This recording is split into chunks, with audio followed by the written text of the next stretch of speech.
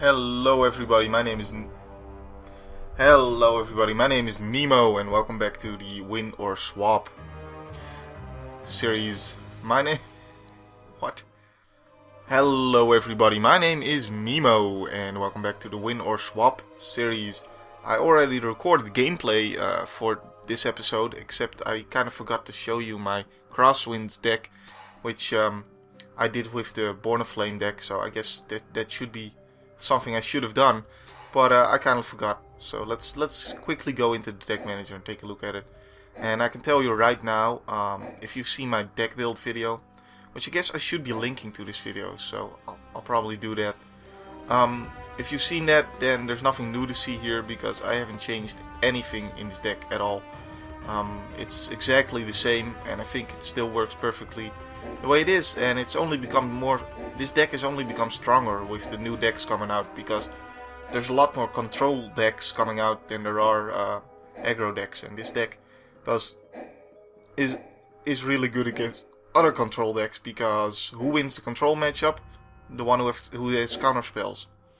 That's basically the way it goes. So both of the blue decks work well against control decks, and this one certainly works very well. So I don't know, I haven't changed anything. A suggestion that some people have made is to include some Azure mages. I never really saw the point in it. The thing is, I've played against people who use Azure mage, and even when I'm playing a slow deck, I sometimes I'm happy when they drop Azure mage, because the way to beat a blue deck is to play your spells when they're tapped out. That is the first thing to do against blue. So Azure Mage, they tap out, even if it's at the end of your turn. Sometimes you've got a creature with flash, like for instance Yiva, and you play that when they tap out after using the Azure Mage, and then all of a sudden they have to deal with Yiva, and this would have never happened if they didn't play Azure Mage. And that just swings the game in your favor when that happens, when you're the one who's not playing Crosswinds. So there's certainly games you could lose because of that you wouldn't have otherwise lost.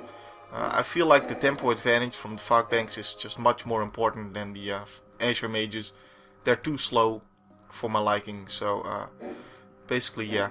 And another way, just in case you're curious, the other way to beat blue mages, if they don't ever tap out, is to just play your threats. Don't worry, do they have a counterspell or do they not have a counterspell? Should I play my threat and have a counterspell? Well, I mean, you can be smart and play your least biggest threat, but it has to be a threat.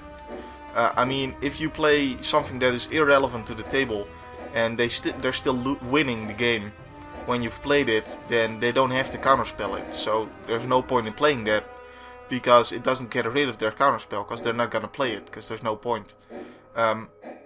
So you have to play something that is at least a threat so that they can counterspell that, and if they have it, and if they don't, then you're good, right? But if they do have the counterspell, then maybe next turn you can actually play a threat. So you have to kind of just bash your cards at their counterspells and just hope that something is gonna get through at some point. And that is just the way to play against Crosswinds. But hey, I mean, little interesting lesson there for you guys. Let's go to the over to the gameplay, and thanks for watching. See you next time. Hello everybody, my name is Nemo and I'm definitely not taking this hand. Welcome to another episode of Win or Swap. Now we're playing Crosswinds. Can't take this hand. Better. Way better. Alright, so we were forced to go down to 6 cards, unfortunately. Hopefully we can still compete with this. This deck can be quite strong as long as you know how to use it. And I don't necessarily always like playing blue, but I know I'm pretty good at it. So I'm also pretty good at playing against blue. So yeah, I just know how blue decks tick, I guess. Tick tick tick tick tick tick tick tick. So blue against blue. So Ragnost. So we unfortunately ended up losing the last game with Born of Flame. Well, that is annoying. I'm talking about this guy. This guy is annoying to me. Surely. Surely Temple. It means I can't really cancel anything he plays unless I wanna get rid of this thing, I guess. I don't know. Or make him choose. Hopefully he doesn't have anything good to play here though. I mean, there's a big likelihood that he doesn't, because the good stuff is at 4 mana here. Namely this and this. And yeah, he doesn't play anything. Okay, I'm not gonna play anything either. I'm just gonna say go here. There's no need to tap out, because when you tap out, that's when they do something crazy. That is how it works. So unfortunately we ended up losing last game with the Born of Flame deck. Okay, you can have that. I'm fine with taking 2 damage a turn. That's cool. And I thought that, you know, it was the land screw. But I did see one comment that, you know, pointed out a way that I could have maybe still won the game, or at least not lost that turn. So in the end, I guess some of it was my fault then. I can at least play that. Maybe get some more land, because land's what I need. Yep, land. Right, we landed on some land.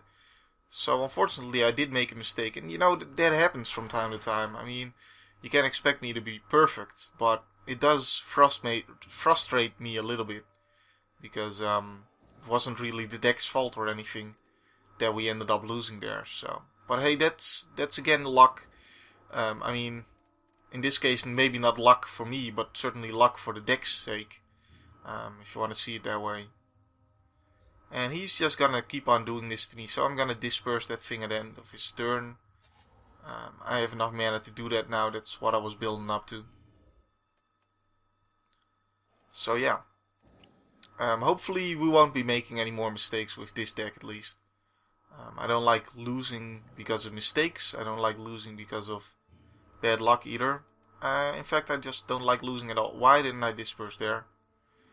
Because I'm an idiot, that's why. Alright, well, we've got plenty of time. There's no need to hurry this up. No need at all. Let's see what he's got, I suppose. So hand on the spacebar. Disperse. And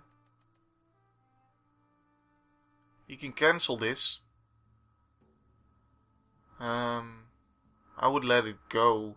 I'm at 6. I'm at 3. Yeah, I'm at 7 mana, so I can play a spell now and still cancel his cancel. So that's good. That means I'm playing Telrant. What you got? And now he has 2 cancels, of course. In which case, I'm definitely not happy running Telrant out there. He's definitely thinking about what to do here. This is a definite threat, so he has to deal with this. Really, you're just gonna let it slide? I'm sure he's just got a bounce spell or anything. Yeah, there it is. See, bounce. Alright, so I could cancel this and at least get a Drake. I think I'm gonna do that, because I mean, whatever he has can't be as scary as Telrant. He has to use 2 cards here to make this work, and I still get Telrant. Like, he didn't even counterspell it. Counterspell it. So yeah, I mean, I can still play it again. And apparently all he has is mana leaks, and that's why he made that decision to do it this way. So he at least doesn't have any cancels, which is good, because that means he could only have 1 mana leak, because there's only 2 in the deck, unless he draws a cancel now. And that all of that means simply that I can just play my Telrant again. And that I shouldn't be too worried about this. Although he can get his mana leak or his disperse back. He should have gotten disperse, but he gets mana leak. And the reason he should have gotten disperse is because I don't care. Like, I can just pay the free mana. Mana leak is pretty irrelevant here now. So I'll just get in for 2 damage first. And play my Telrant. And so I did make a mistake this turn in not bouncing his Drake earlier, the Spiketail Drake. But in this matchup it doesn't really matter how fast it goes. It just matters that I'm in the advantage. Basically, that's all that matters. Life total is kind of irrelevant. It's all about the board state here. And who's got the most counterspells and bounce and all that kind of stuff. So, yay, exciting blue matchup. Blue versus blue, exciting. At least we haven't seen any time warps from either side yet. Although I have a feeling, since he's thinking about what to do for so long, that we're gonna see one though. And I'm definitely not dispersing this thing when he does it. That would be pretty bad play on my part if I did that. So yeah. As for things to discuss. Welcome back. Welcome to a new section. Things to discuss. So what do you guys think about what the next Duels the Planeswalkers should look like? I know there's still one DLC pack left to go, and it's not on the horizon just yet. But you know, we can always dream ahead, can't we? I was thinking, what I really would like to see in the next version of this game would be at least some Planeswalkers. Like, every deck should have one Planeswalker that fits the deck. I think that would just fit the whole thing a lot, pretty well. So I'd be happy to see that. Let's attack you first, though. See what he does.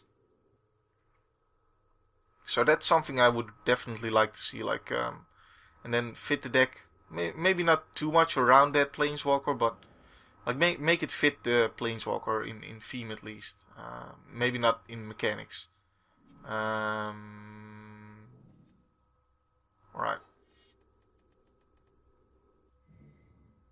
You better cancel this, because I'm getting my cancel back if you don't.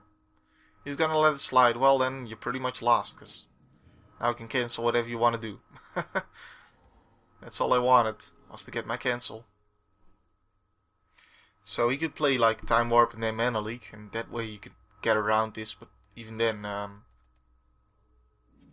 yeah, I mean, he's just in pretty bad shape here.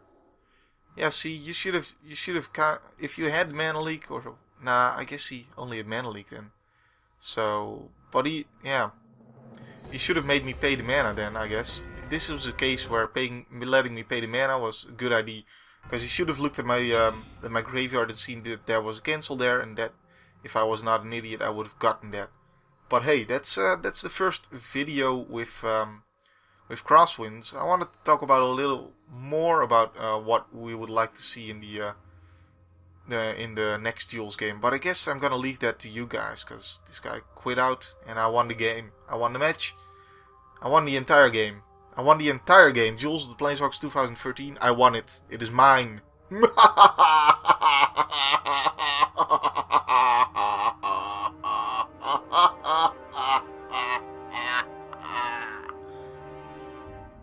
So I hope you enjoyed this video. My name is Nemo, and I will still be Nemo in the next video. And thanks for watching, guys. See you next time. Peace.